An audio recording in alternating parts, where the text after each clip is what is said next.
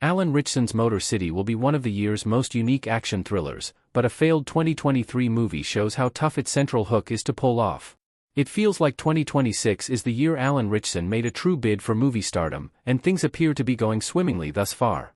Ritchson's War Machine was a big hit on Netflix, and there is already talk of a sequel, that also came off the back of his streaming success with Prime's Playdate.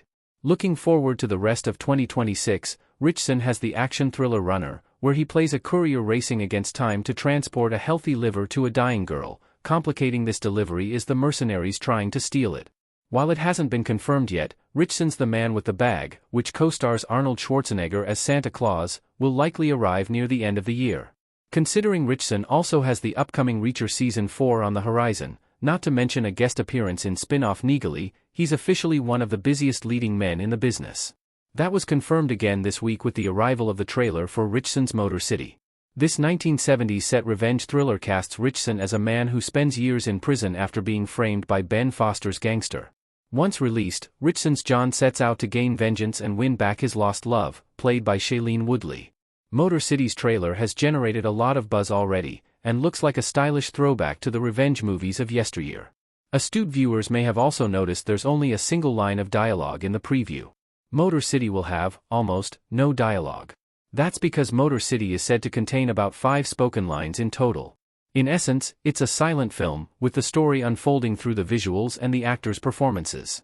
That was the big hook Motor City sold itself on when its screenplay first generated interest in 2009, with many big names having been attached to it over the years.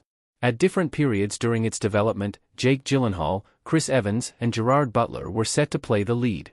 Ironically, the central gimmick was often the thing that tripped it up. The same challenge that drew actors and directors to the project eventually gave them cold feet when it was gearing up for production. John Woo's Silent Night proved Motor City gimmick is hard to pull off. Actioners like Mad Max, Fury Road or The Raid show it's possible to tell a gripping story with a minimum of exposition, but having almost no dialogue is another story. That can be seen rather starkly with 2023's Silent Night, the American comeback for action legend John Woo, Hard-Boiled, Face/Off. This was another revenger where Joel Kinnaman's grieving father hunts the gang that killed his young son and left him mute. Silent Night has no spoken dialogue whatsoever, which forced Woo to find inventive ways to tell his story.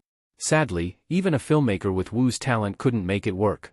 The lack of dialogue is a huge problem with Silent Night, and one that the story never fully justifies. The film is also a melodramatic mess that largely drags for the first half, before Woo finally delivers some solid set pieces in the second part. Even then, the set pieces aren't on par with Woo's Hong Kong classics, or even his American offerings like Hard Target.